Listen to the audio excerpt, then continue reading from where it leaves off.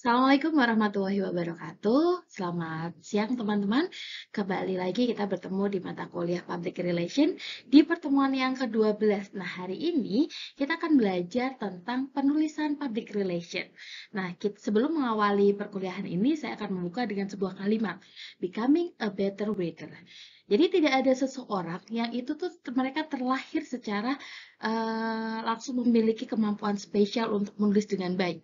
Nah, menulis ini adalah sebuah pembelajaran, sebuah kemampuan yang perlu kita pelajari. Tidak seperti berbicara, yang dimana kalau berbicara itu dia datang secara natural. Nah, berbeda dengan itu, menulis itu adalah sebuah aktivitas intuitif, bukan sebuah aktivitas intuitif. Nah, kita mulai dengan bagaimana sih caranya kita membuat effective writing. Kenapa sih seorang PR itu penting untuk memiliki kemampuan untuk penulisan PR? Karena teman-teman sudah tahu, jadi salah satu tugas PR itu adalah untuk mengkomunikasikan. Nah, ketika kita mengkomunikasikan apa yang sudah dilakukan oleh perusahaan, itu perlu kita publikasikan, kita komunikasikan. Salah satunya adalah melalui tulisan gitu. Nah, tulisan ini nantinya bisa untuk kegiatan rilis ataupun nantinya tulisan-tulisan yang dibuat oleh PR ini bisa untuk diupload di website mereka sendiri gitu. Nah, ini ada beberapa tips untuk membuat tulisan yang baik. Jadi ada 9 tahapan. Menurut Kultip, dia merumuskan ada 9 tahapan untuk membuat effective writing. Yang pertama adalah sebelum kita membuat rilis, kita harus melakukan perencanaan, kemudian kita harus melakukan riset terlebih dahulu, kira-kira informasi apa yang akan kita butuhkan, kemudian kita menyusun tulisan itu, kemudian kita tulis dulu nih draftnya seperti apa, kemudian yang kelima kita harus review, kemudian kita susun kalimatnya, proofread, dan lain sebagainya. Nah, ini juga kita lakukan ketika teman-teman sebelum ke lapangan, sebelum melakukan liputan, kalau kegiatan PR itu ya, jadi kita akan membuat draftnya terlebih dahulu. Jadi ini akan sangat membantu ketika nanti teman-teman akan membuat penulisan PR. Nah, nanti silahkan teman-teman bisa belajar di sendiri, ada 9 tahapan dalam penulisan PR. Yang kedua, apa sih kategori penulisan PR ya teman-teman? Menurut kalian kategori penulisan PR itu apa sih? Nah, ini ada 2 jenis kategori penulisan PR. Ini mungkin video yang sudah teman-teman lihat ya, ini menceritakan terkait tentang Pak Babin yang ke UIN gitu ya. Ini termasuk dalam apa? Kalau kita berbicara tentang penulisan PR, ini adalah masuk dalam control information. Kenapa? Karena ini adalah bagian dari advertising, ini adalah bagian dari institusional dan advokasi advertising, post publication, dan newsletter. Ini adalah kategori penulisan PR yang dimana informasinya itu bisa kita kontrol gitu. Karena kalau kita iklan, kita bisa memberikan masukan ke pengiklannya, nanti iklannya akan dibuat seperti apa. Begitupun untuk host publication, karena kita sendiri yang akan menerbitkan, jadi itu akan lebih mudah. Kemudian yang kedua, ini adalah yang masuk dalam uncontrolled information. Contohnya apa saja? Contoh dari uncontrolled information itu ada press release, kemudian ada wawancara pers dan konferensi pers. Nah, di sini saya contohkan ini adalah kegiatan yang sama gitu ya, kemudian saya kirimkan rilisnya. Kenapa dia masuk ke uncontrolled information? Karena ketika kita mengirimkan press release itu artinya memang nanti akan menjadi uncontrolled information. Kita nggak bisa nih kontrol nanti kira-kira judulnya itu seperti apa, kemudian isinya seperti apa, karena itu nanti akan dipengaruhi oleh gaya selingkungnya dari masing-masing media itu, karena mereka biasanya punya gaya tulisan yang sendiri-sendiri, berbeda-beda kayak gitu. Jadi itu masuk dalam uncontrolled information. Kemudian yang kedua adalah konferensi pers. Konferensi pers itu juga merupakan uncontrolled information. Kenapa? Karena kita itu tidak pernah tahu nih kira-kira yang akan ditanyakan oleh wartawan itu seperti apa gitu. Nah, contohnya nih kemarin ketika ada konferensi pers yang Basnas nih. Basnas memberikan bantuan ke UIN Wali Songo dalam bentuk Basnas Corner. Ketika saya hadir di sana, lihat di sana, ternyata waktu ada doorstop gitu ya, doorstop itu kita bisa langsung tanya ke narasumbernya kayak gitu. yang ditanyakan oleh teman-teman wartawan itu sangat berbeda gitu. Karena kalau kita mungkin berpikir, oh mungkin pertanyaannya seputar tentang beasiswa Basnas.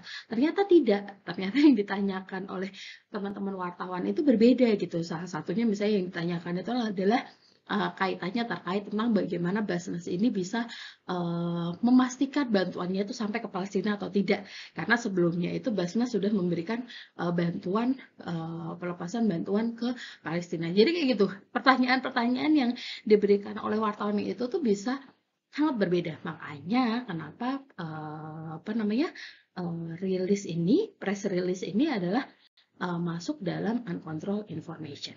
Itu ya, tadi coba diingat-ingat. Tadi ada berapa? Ada 2. Yang pertama adalah control information dan uncontrolled information. Oke, kita akan belajar terkait tentang news value nih. Ada yang namanya news value atau nilai berita. Itu ada apa saja? Yang pertama ada aktual, ada penting, ada daya tarik, ada kedekatan, ada ketokohan. Jadi ini adalah beberapa news value yang yang membedakan antara nilai berita tadi ya. Jadi berita itu bisa karena aktualnya, bisa karena daya tariknya, atau ketokohannya, atau kedekatannya, kayak gitu. Nah, yang menjadi tantangan dari seorang humas itu adalah bagaimana caranya kita bisa menentukan mana yang menjadi news value dari sebuah kegiatan, gitu. Oke. Nah, ketika kita membuat pemberitaan, lebih membuat rilis ya, itu kita juga menerapkan prinsip-prinsip jurnalistik ya. Misalnya dalam penulisan berita, itu kita menggunakan yang namanya piramida terbalik. Pertama dari judul berita, kemudian di bawahnya itu kita membahas tentang teras yang terdiri dari 5W1H. Coba teman-teman masih ingat nggak 5W1H itu apa saja? Yang pertama adalah what, where, when, why, dan who. Kayak gitu. Jadi akan lebih dan how, dan akan lebih memudahkan ketika dalam membuat rilis ini kita mengumpulkan 5W1H itu dalam satu paragraf. Kayak gitu. Kemudian di bawahnya itu ada tubuh, di tubuh itu ada rincian lead, latar belakang, dan informasi lanjutan. Nah, ini yang membedakan nih antara rilis dengan berita. Rilis itu tidak hanya sekedar pemberitaan yang untuk menginformasikan ya, tetapi bagaimana caranya melalui tulisan rilis ini kita bisa melakukan branding atau mengenalkan perusahaan kita kayak gitu. Makanya di bawahnya itu dalam rilis itu dalam piramida terbaliknya itu ada pembahasan terkait tentang perusahaan. Misalnya perusahaan ini tuh ada di bidang apa gitu, atau universitas ini tuh memiliki fakultas apa saja dan lain sebagainya itu disampaikan kayak gitu. Dan yang terakhir adalah biasanya kita tambahkan PR kontak gitu. Ini fungsinya apa? Fungsinya adalah untuk menambahkan informasi apabila teman-teman wartawan ini ada yang kurang informasi nih. Misalnya tanya berapa ya partisipannya, atau tadi narasumbernya siapa ya, nama lengkapnya dan lain sebagainya.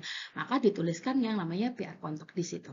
Tetapi dalam kenyataannya untuk saat ini teman-teman dari media itu lebih senang ketika tadi harapannya teman-teman dari public relation itu atau humas itu mereka sudah mengirimkan rilis dalam bentuk yang jelas kayak gitu, yang udah tinggal terbit, tinggal tayang dan lain sebagainya. Oke.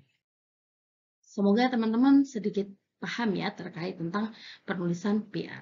Nah, ini contoh dari rilis yang saya kirimkan dan saya akan menunjukkan bagaimana ternyata rilis itu memang dalam kategorinya itu masuk dalam uncontrolled information. Karena rilis yang kita kirimkan itu nanti akan diolah lagi oleh teman-teman wartawan.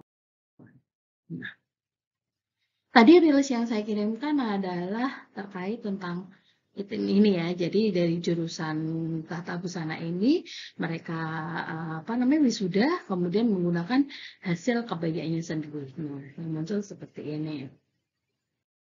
Kemudian, nah ini ada contoh bagaimana dalam satu momen yang sama, tetapi kita highlight ke news value-nya. Nah, kalau ini teman-teman ini beritanya itu news value yang tampil apa sih?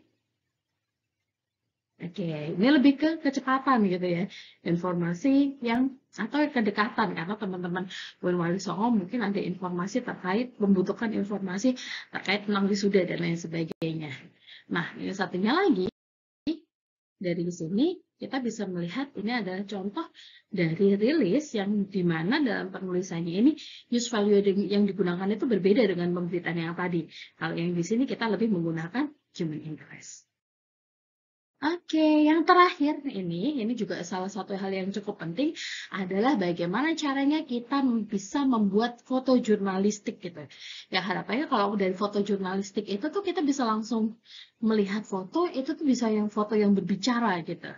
Nah, apa sih poin-poin yang perlu diperhatikan ketika kita mengirimkan foto yang nantinya akan kita lampirkan untuk pelengkap informasi dalam rilis ya? Itu yang pertama adalah foto atau gambar itu harus jelas, tidak kabur. Kemudian yang kedua adalah objeknya yang menarik. Kemudian yang ketiga fotonya itu mudah untuk dimengerti oleh pembaca. Jadi orang lihat itu sekarang oh yang dimaksud seperti ini. Kemudian foto itu memiliki nilai berita. Dan yang terakhir foto itu tidak mengandung sara.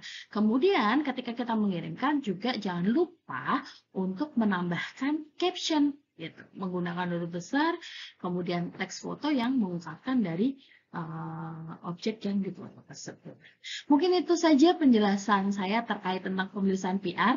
Nah, sekarang tugasnya teman-teman, karena tadi kita sudah belajar tentang materinya seperti apa, tugasnya teman-teman kali ini adalah teman-teman membuat bagaimana caranya kalian membuat press release dan harapan saya karena kita sudah belajar tentang media relation, hasil rilis yang sudah kalian buat itu nantinya bisa dikirimkan ke teman-teman media dan bisa terbit. Untuk acaranya saya bebaskan, silakan nanti teman-teman untuk bisa liputan di lapangan. Boleh dari kegiatan organisasi kalian, atau lembaga kalian, atau kegiatan-kegiatan yang ada di sekitar kampus.